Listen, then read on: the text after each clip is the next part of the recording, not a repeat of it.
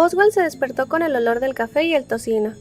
Pudo haber ignorado el café, pero el tocino olía increíble. El desayuno era ese tiempo que pasaba con su mamá, a menudo la única vez que estaba con ella hasta el fin de semana. Luego de una parada necesaria, se apresuró por el pasillo hasta la cocina. «Bueno, mira eso. Mi hijo de 6º grado en ascenso ha llegado». Mamá estaba de pie junto a la estufa con su bata de baño rosa peluda y su cabello rubio recogido en una cola de caballo. Mientras volteaba, ¿esos eran panqueques? «Hola, mamá». Ella abrió los brazos.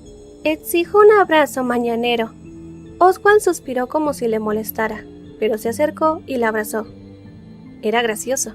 Con papá, siempre decía que era demasiado mayor para los abrazos, pero nunca rechazaba los abrazos de su madre. Tal vez era porque no pasaba mucho tiempo con ella durante la semana, mientras que él y papá pasaban tanto tiempo juntos que a veces se ponían de los nervios. Sabía que mamá lo extrañaba y se sentía mal por tener que trabajar tantas horas, pero también sabía que dado el trabajo de papá en Snack Space, era solo a tiempo parcial. Las largas horas de mamá eran la razón principal por las que las facturas se pagaban cada mes.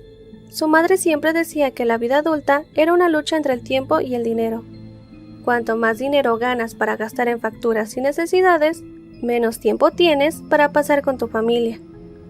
Era un equilibrio difícil. Oswald se sentó en la mesa de la cocina y agradeció a su mamá cuando ella le sirvió jugo de naranja. «Primer día de vacaciones de verano, ¿eh?» Su madre volvió a la estufa para recoger un panqueque con su espátula. Ajá, debería haber tratado de sonar más entusiasta, pero no pudo reunir la energía para eso.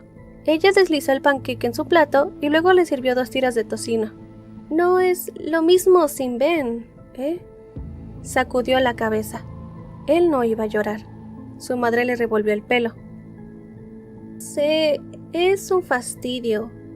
Pero bueno, tal vez un nuevo amigo se mudará a la ciudad». Oswald miró su rostro esperanzado.